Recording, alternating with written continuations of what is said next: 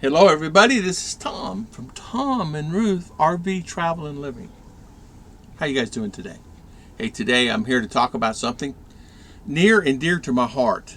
And what this is this RV. RV lifestyle. It's a great thing to do. A lot of people don't really realize that.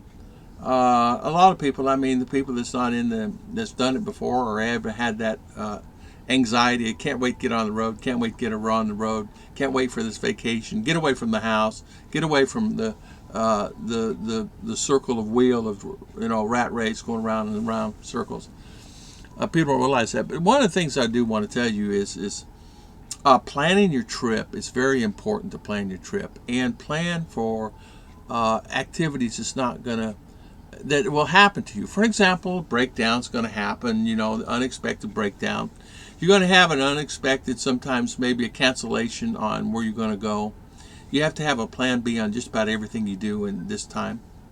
This time, I was just going to tell you, this time last year, when you wanted to go purchase an RV, you could actually purchase an RV and there'd be thousands and thousands for sale, and new and used.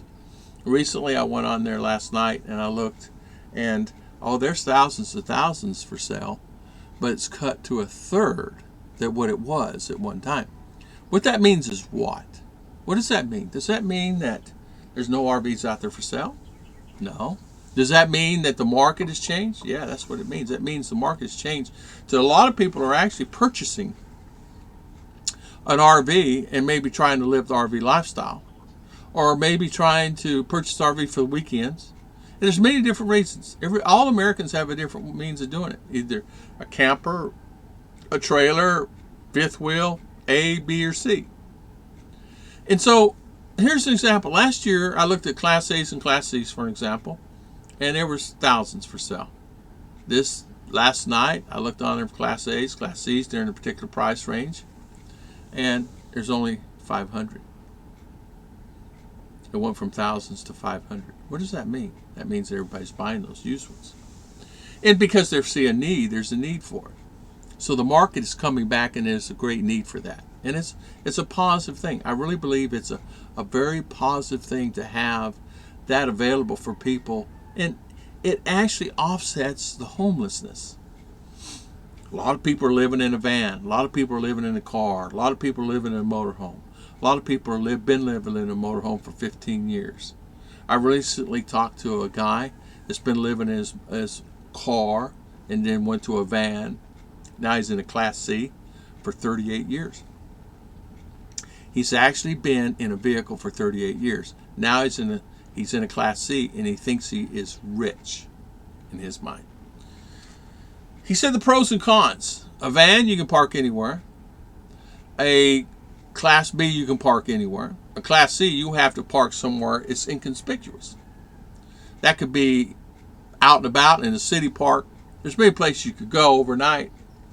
But even a Walmart parking lot and the Cracker Barrel, all those places are nice. Hobby Lobby, the parking lots, Home Depot, Lowe's, even those are fine for the moment, the few hours that you're there. But you have that uneasy feeling. You have that feeling of uneasiness and anxiety. Comes that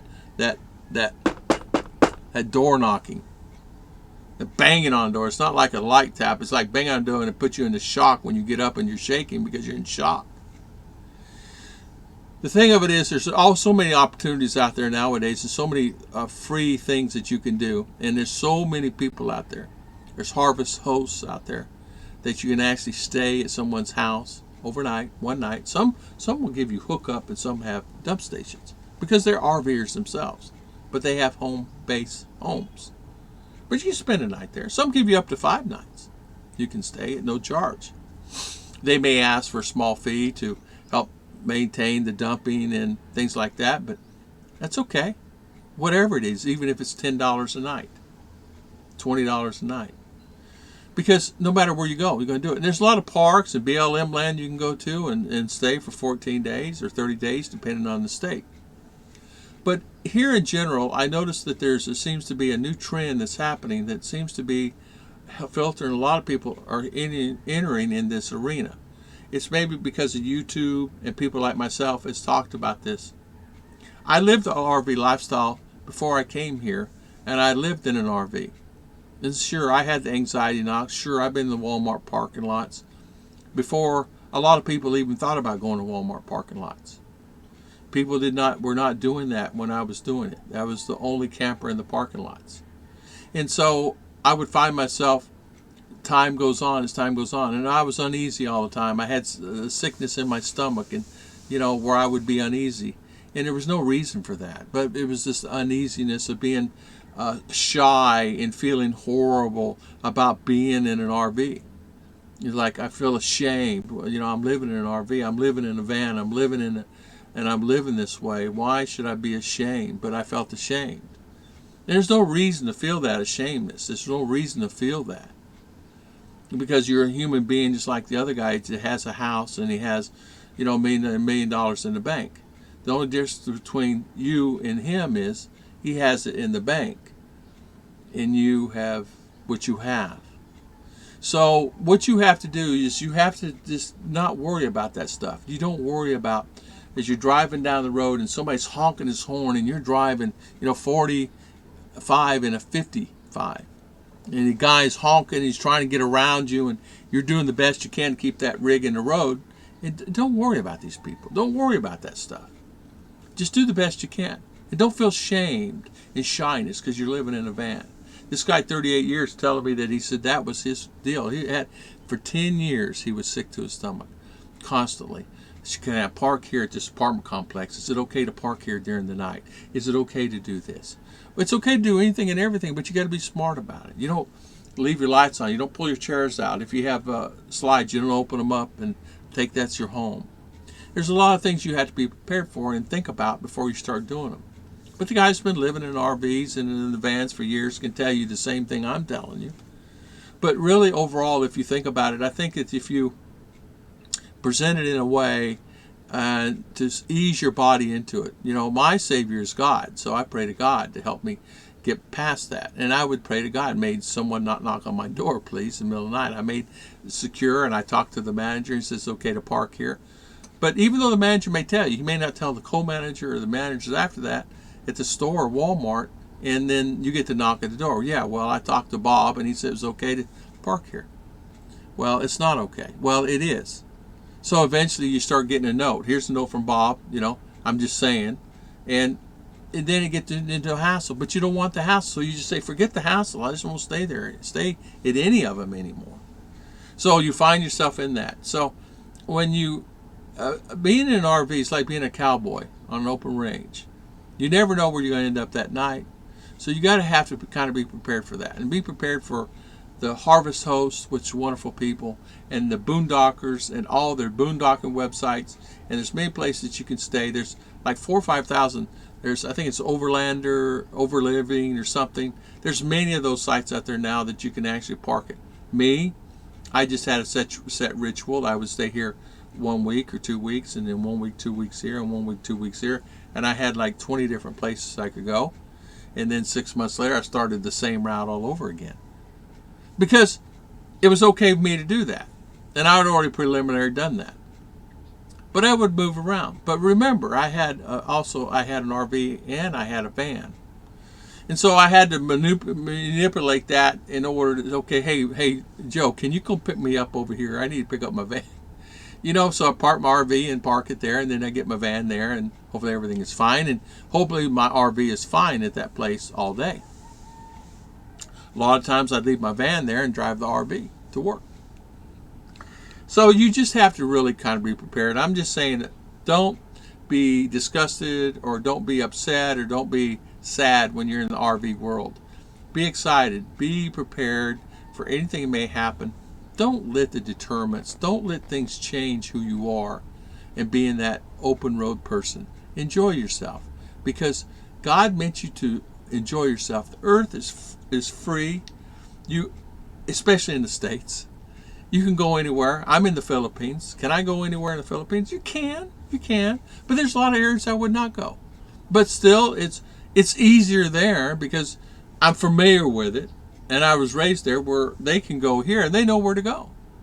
So there, for me, it would be fine. So if I had to filter out of Florida into Georgia, I know where to go, and in Alabama, I know where to go. And same thing in Texas, I know where to go. Arizona, I know where to go. As far as anything else, I don't know where to go because I always travel southern states to stay the warmth. Because I didn't want to deal with the pipes freezing and everything else. Now, I'm not saying it didn't get cold and snow and everything else, but as you know, there's things you can do, and it's not going to freeze up that second. It takes quite a few hours for that to freeze up, but there's things you can do to prepare yourself so your water supply don't freeze up. No water, or put light bulbs. There's many things you could do to keep yourself warm and things like that. You'd be surprised what a candle will do for you, too. There's been times where before I got an RV, I stayed in my van. And did I have the money to buy an apartment? Yeah, I choose not to. Did I have money to buy and stay in a place and rent a hotel room? Yeah. I chose not to. Why? I want to save the money. Because once you put your first, last security deposit, that $1, $2, $3 is gone. Then you got to pay electric, and then you got to suck up your gas. You got to pay this, that, another $1,000. Take all that thousands, put it in an RV, and I own it. It's mine. My house is mine. And that's how I looked at it. Same thing in a van or car. I never look down on anybody doing anything at any given time, because once you do that and you judge them for that, it's not good. Why would anybody judge somebody living in a car? That's the reason I approach people differently than a lot of people approach. Because if you approach people like that and say, oh, you're living in a van? Oh, why? Homeless? What? Why are you homeless? Like that. But if you do that and approach it in a way, hey, I see you sleep in the backwoods here. Yeah, we sleep in between the McDonald's and here in these woods. And I said, you got to be cold certain times. He says, yeah. I said, you got blankets and everything? I did that. I walked up many homeless. You got to be careful, though. Got to find out if it's okay here.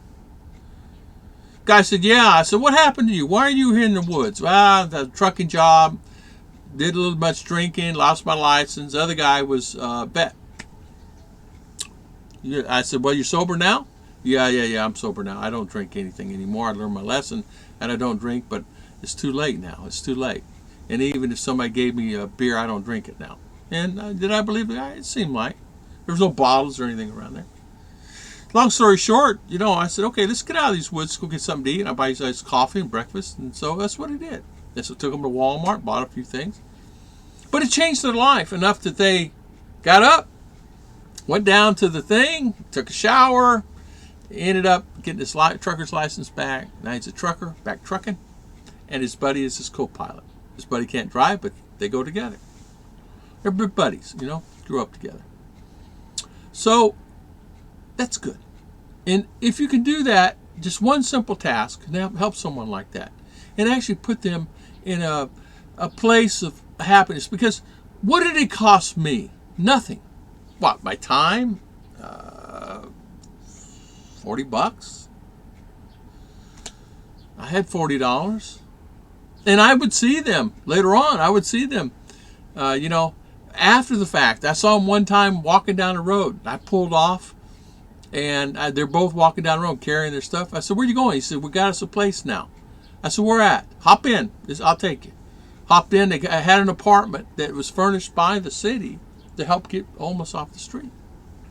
He said, I got my test next week for my license back, and I go in front of the judge. I said, who's helping? He said, this lady from the shelter. I said, great. He got it. He got back on his feet. Did I help him? No, he helped himself. God helped him. I didn't do anything. All I did was talk to him, buy him, drinks and a couple of shirts and things. Drinks, coffee, drinks mean coffee, soda, and a few burgers along. We're all human beings on this earth, and so I think we should help, especially in the RV world too. God bless everybody, and I want to thank everybody for always watching my channel. Sorry I had been putting up a video in a while, but here it is. We'll see you next time.